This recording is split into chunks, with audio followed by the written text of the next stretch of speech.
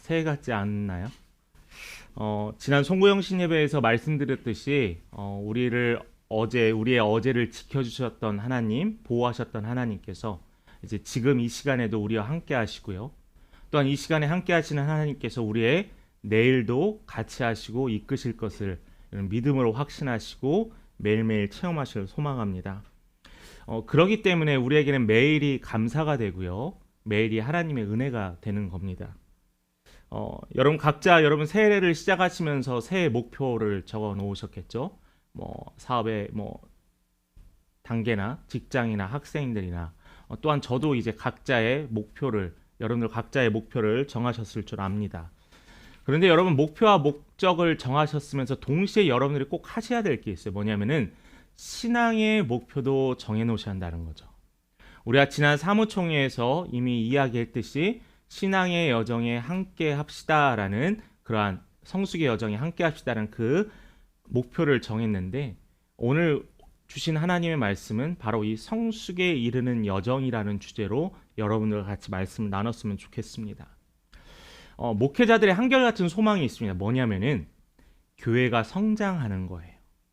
솔직하게 숫자의 성장에 대해서 다 소망하고 고대하고 바라고 기대합니다. 물론 저도 마찬가지고요. 그래서 기도도 저도 어떻게 보면은 가장 먼저 교회 위해서 성도 위해서 기도했던 것 같아요.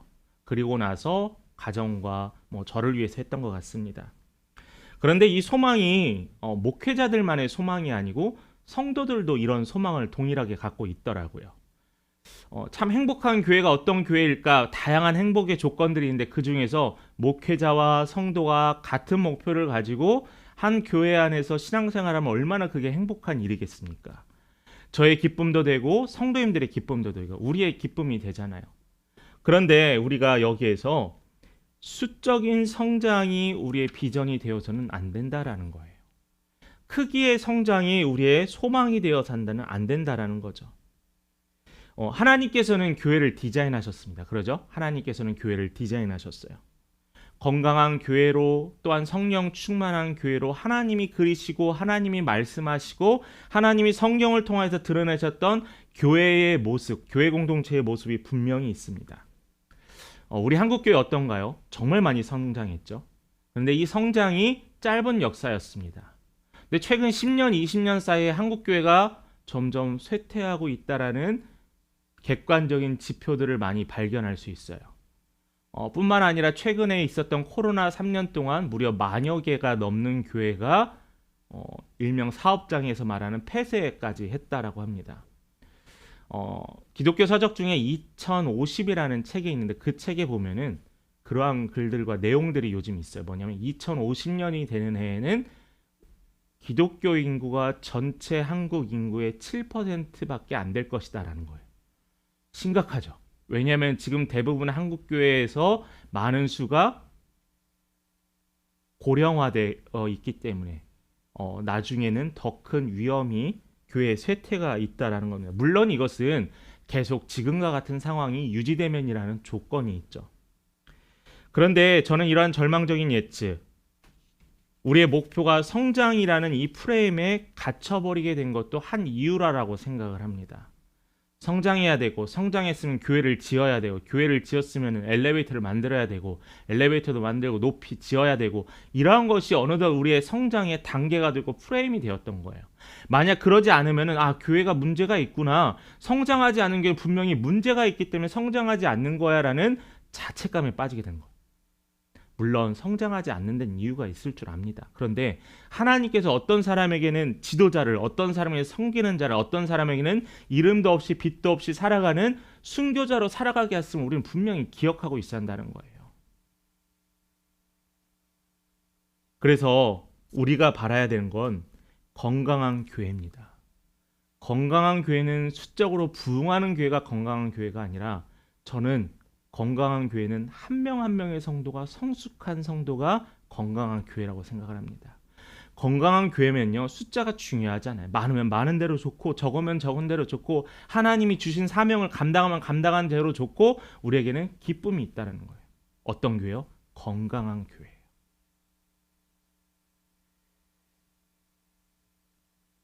작은 교회 목회자 모임을 한 적이 있었습니다. 근데 개척을 하신 지 오래됐는데 성도가 저희보다도 더 작아요. 그러면서 그 목사님은 항상 얼굴에 피곤이 찌어듭니다.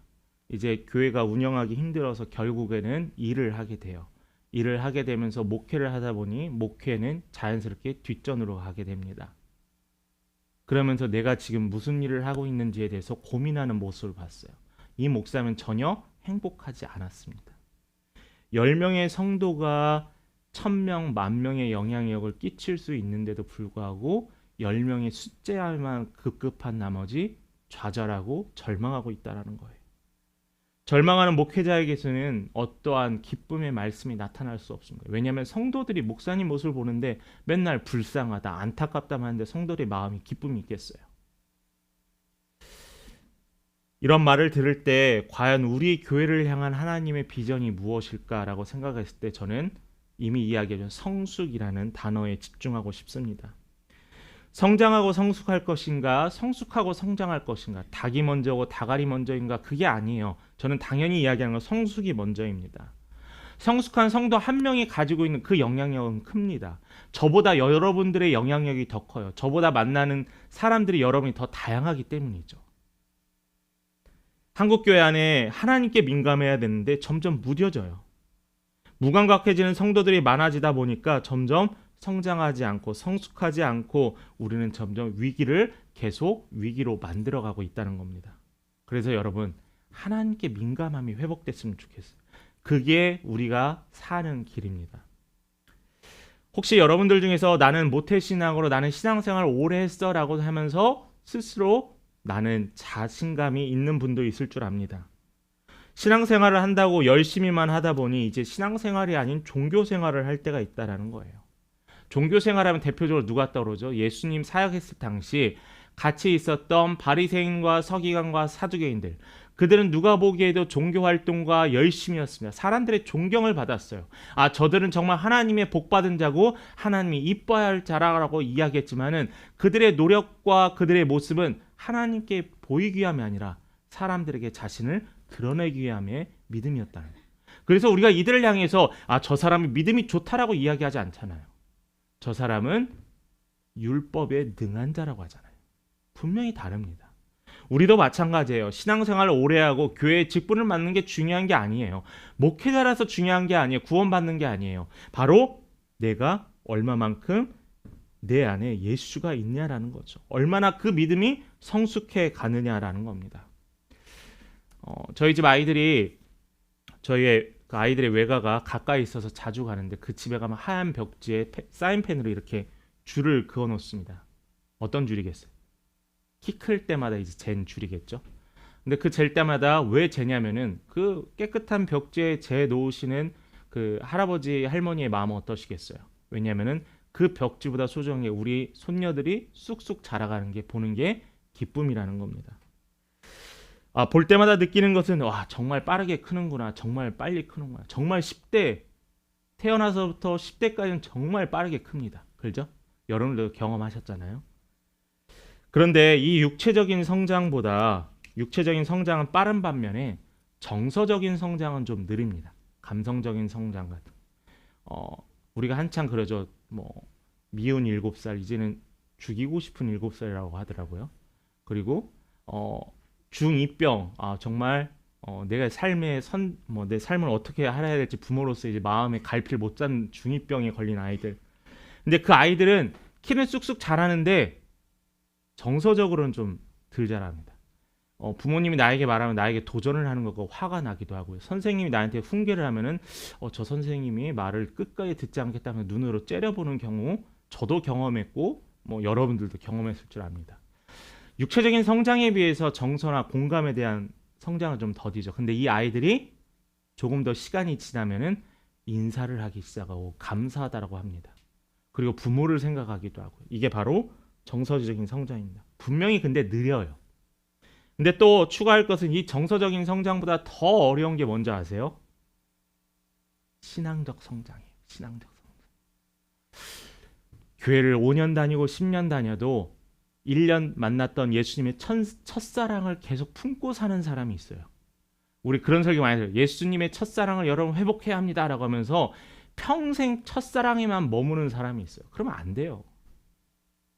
첫사랑이 머물라라고 강조하는 것은 뭐냐면은 첫사랑을 잃어버리고 신앙의 생활의 모습이 옳지 않은 방향으로 가기 때문에 첫사랑을 회복하라는 거거든요. 우리 신앙도요. 신체가 성장하듯이 또한 우리 정서적인 감정이 성장하듯이 신앙도 성장해야 합니다. 이 영적인 성장, 다른 두 개는 보이지만 이 영적인 성장은 눈에 잘 보이지 않아요. 그러니까 내가 잘 자라고 있는지 잘 자라고 있지 않는지 잘 몰라요. 교회 내가 주일날 가면 내 믿음이 좋구나라고 생각하고 내가 주일날 교회에 자주 빠지면 내가 믿음이 연약해졌구나라고 자신의 신앙을 판단합니다. 근데 그것은 신앙의 판단하는 기준이 아니에요. 여러분, 영적으로 성장한다는 것은 하나님과 독립되는 것이 아니라 하나님께 더욱더 가까워지는 겁니다. 하나님께서 원하는 대로 생각하고 하나님께서 바라는 대로 판단하고 하나님의 말씀대로 행동하는 것이 바로 하나님이 원하는 삶이라는 거죠. 그런데 우리가 아무리 노력해도 어떻게 창조주였던 하나님과 같아질 수 있겠습니까? 잘못하면은 영적 교만이 일어나요. 그래서 사람을 평가하고 비판해요. 왜 너는 믿음이 그 정도밖에 안 돼? 넌 이렇게 해야 돼 믿음이 성장해라고 하면서 가감없이 합니다. 하나님께 기도하지도 않고 너무나 무례하게 할 때도 있어요. 근데 분명히 여러분 권면은 필요합니다.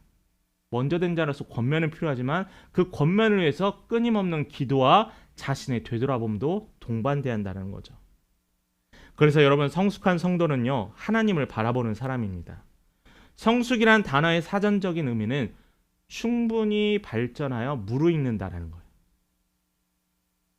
열매가 무르익듯이 우리의 삶이 무르익는다라는 겁니다. 그래서 우리는 예수를 닮아 예수를 따라 우리의 삶이 무르익어야 돼요. 우리 14절 말씀 같이 한번 읽어볼까요? 14절 말씀입니다. 같이 읽겠습니다. 이는 우리가 이제부터 어린아이가 되지 아니하여 사람의 속임수와 간사한 유혹에 빠져 온갖 교훈의 풍조에 밀려 요동하지 않게 하려 함이라. 바울이 너무나 사랑하였고 긴 시간을 투자하였고 애정했던 이 에베소 교회에 편지를 썼던 서신이 바로 이 에베소서예요.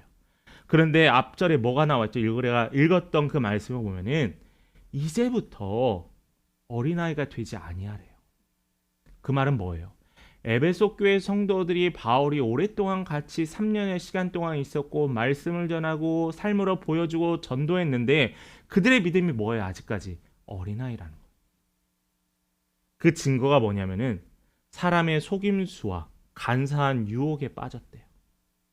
교훈과 풍조에 밀려 요동하기 시작했다는 거예요. 누가요? 에베소 교회 성도들이요.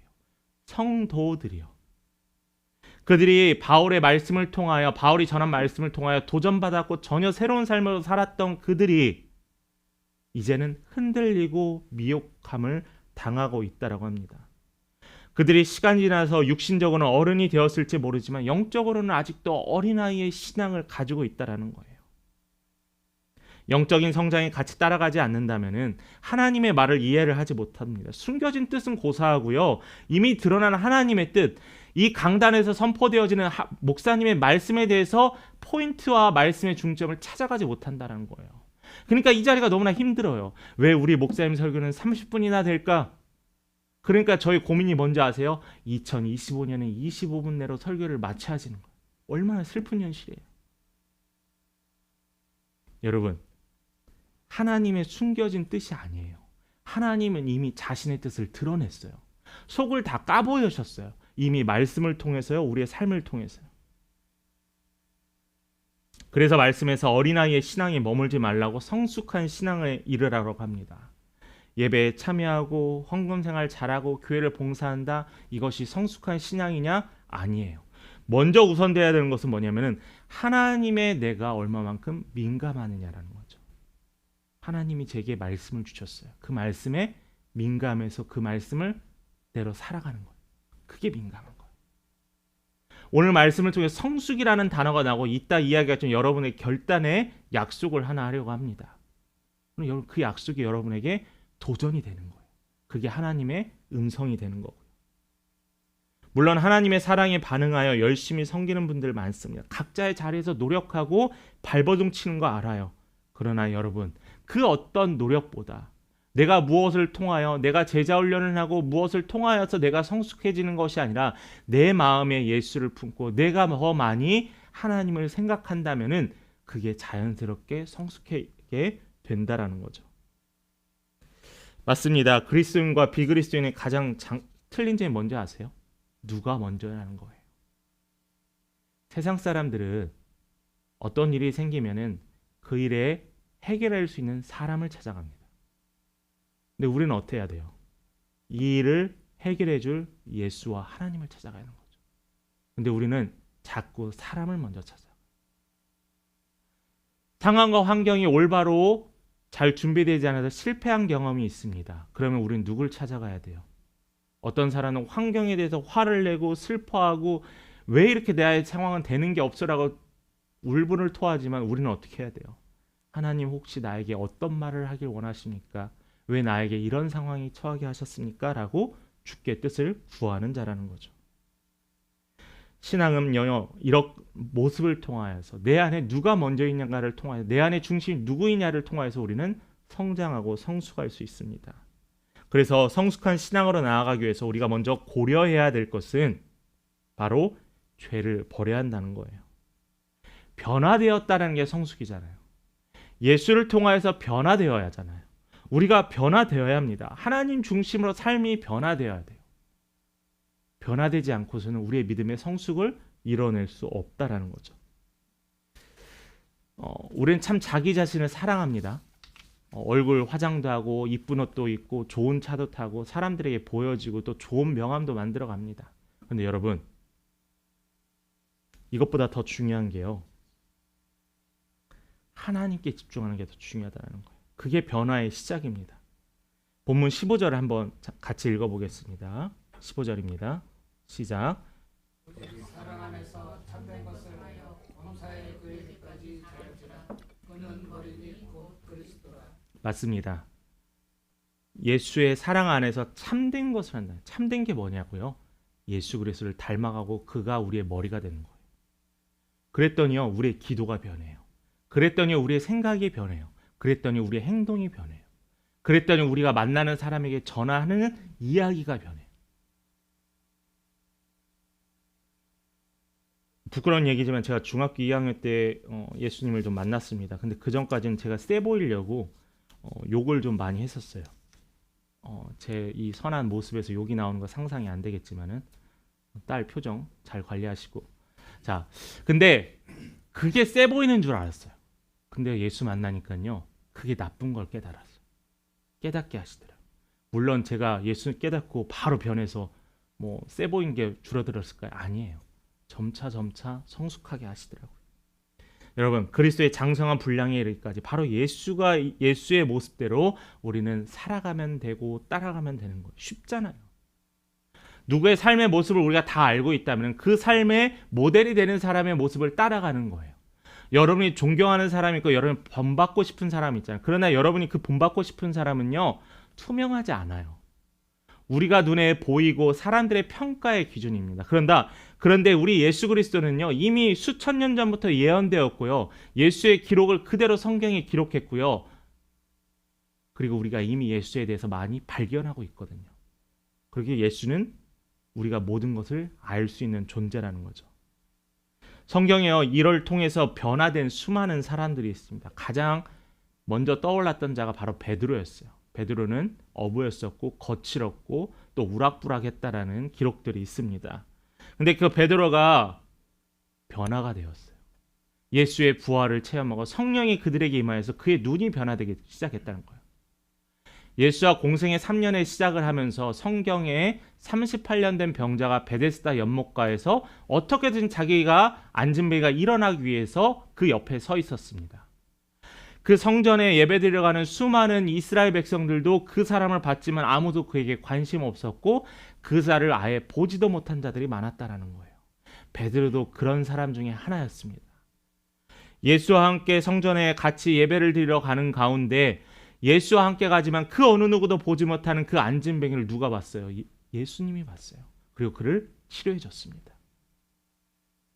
보지 못했던 베드로가 성령을 체험하고 예수를 만나고 나서 어떤 병화가 생겼어요? 성전 미문에 앉아 있었던 그 안진뱅이를 눈에 보게 되고 그를 일으켜 세워 그에게 긍휼한 마음을 갖게 했다는 거예요. 예수 만나니까 변하게 됐다는 거예요. 예수가 삶의 중심에 왔으니까 변하게 되었다라는 겁니다.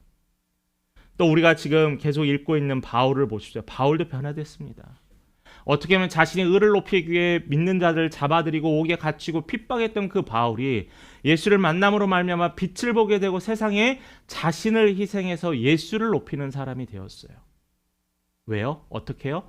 예수를 만나고서 변화되어서.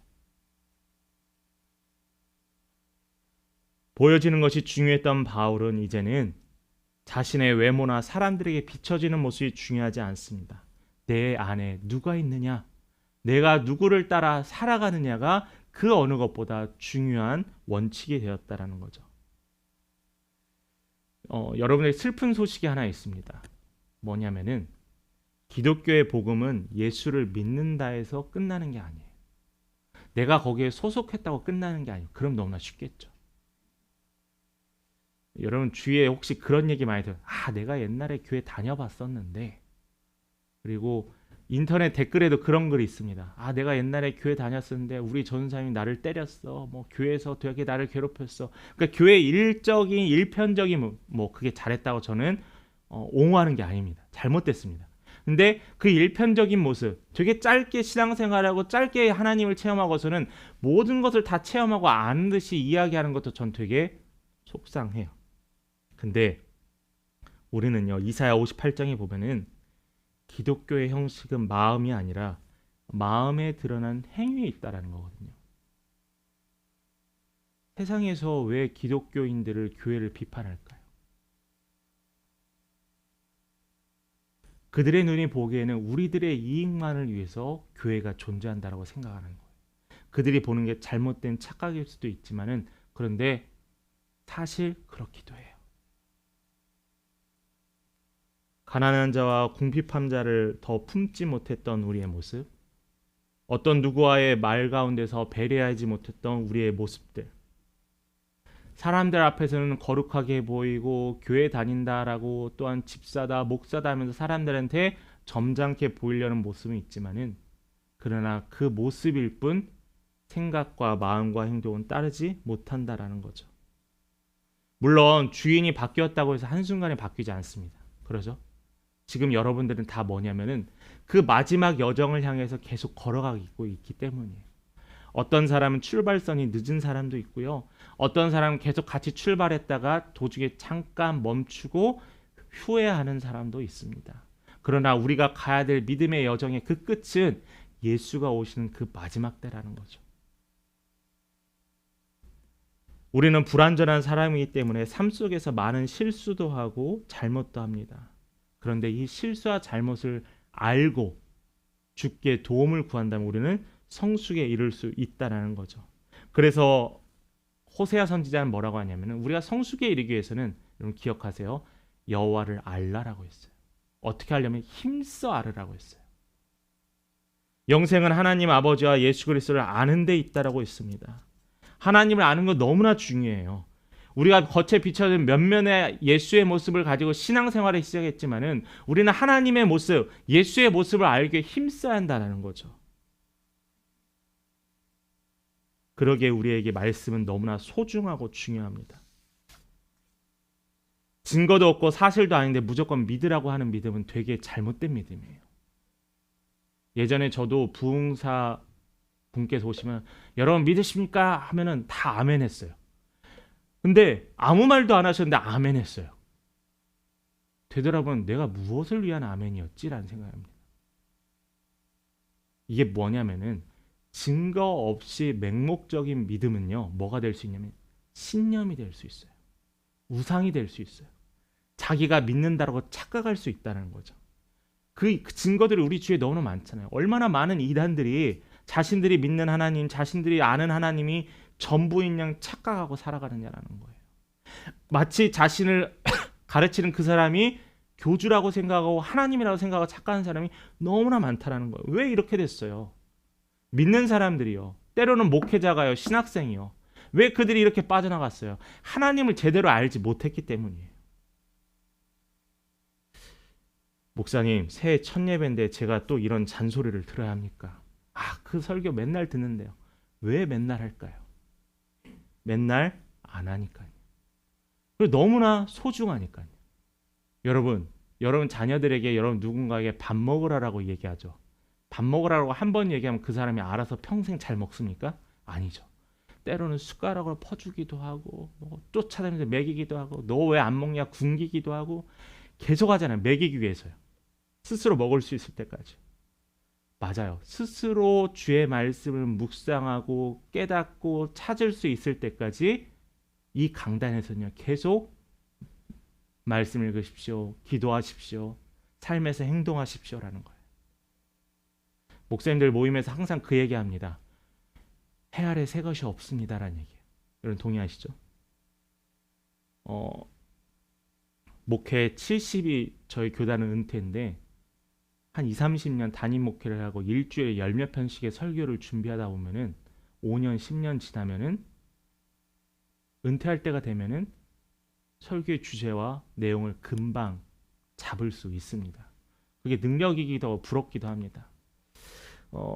그런데 여러분 저는 그게 알아서가 아니라 성경 안에 되게 단순해요. 하나님을 알고 주를 사랑하고 내 이웃을 내 몸과 사랑하고 주께서 오실 그날까지 믿음을 지켜 깨어 기도하라라는 거예요. 이 단순한 겁니다. 이 단순한 것이 지켜지지 않고 이 단순한 것을 우리가 하기 위해서 우리가 매일매일 강단에서 보내준다는 거예요. 그래서 저는 이런 분들이 참 안타까워요. 목사님 어디에 가면 새로운 것이 있습니다. 어디 교회 가면 새로운 말씀이 있고요. 어디 가면 하나님에 대해서 새로운 것을 깨닫게 되었습니다. 여러분 아니에요. 조금만 여러분이 수고해서 찾아보시면은 거의 다 비슷비슷합니다. 주제도 다 비슷비슷해요. 하나님이 그 말씀을 통해서 나를 어떻게 일하시느냐가 중요한 거예요. 여러분 그게 너무나 중요한 사실임을 여러분 꼭 기억하셨으면 좋겠습니다. 여러분 하나 예를 들까요? 우리 여기 여성분들 많이 계시는데 여러분들 화장하시죠?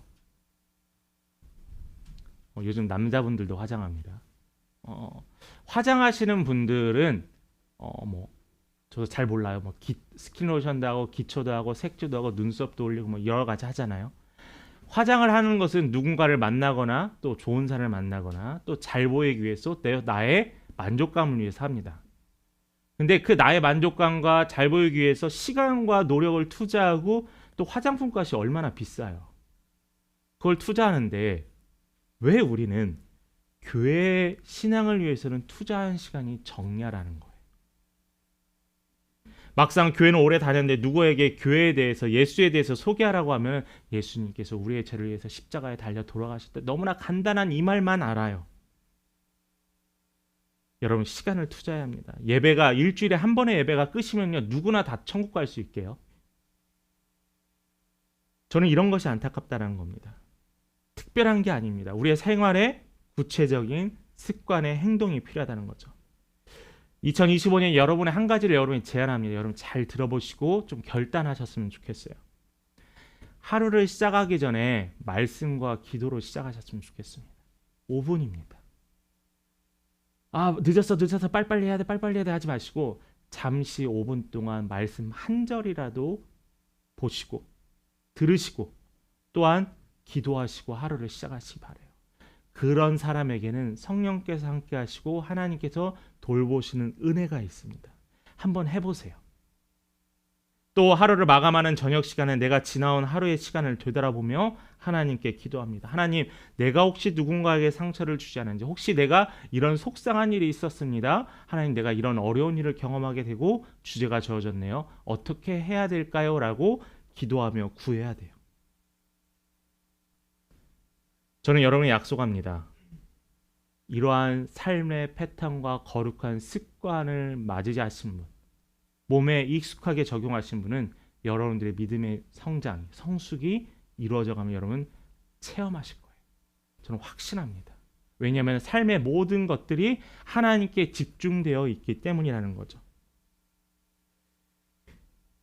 영적 성숙은 하루아침에 이루어지지 않습니다. 말씀과 기도로 하루를 시작하고 기도로 하루를 마감하는 이 일이 우리의 삶의 습관처럼 몸에 배이게 된다면 우리는 신앙의 성숙이 이루어질 수 있을 거예요. 누군가가 나를 보고 야, 너 정말 믿음이 잘 자라는구나라는 말보다 하나님께서 먼저 우리를 기쁘게 여기시고 미쁘게 여기시사 우리에게 더한 은혜의 길을 허락하신다라는 겁니다. 저는 이 사소한 영적 습관들이 우리의 기쁨이 된다라고 확신합니다. 우리가 영적으로 성장하면 이 기쁨은 이 세상의 기쁨과는 누릴 수 없이 영원하고 영원하다라는 거예요. 그러면요, 사람이 변해요.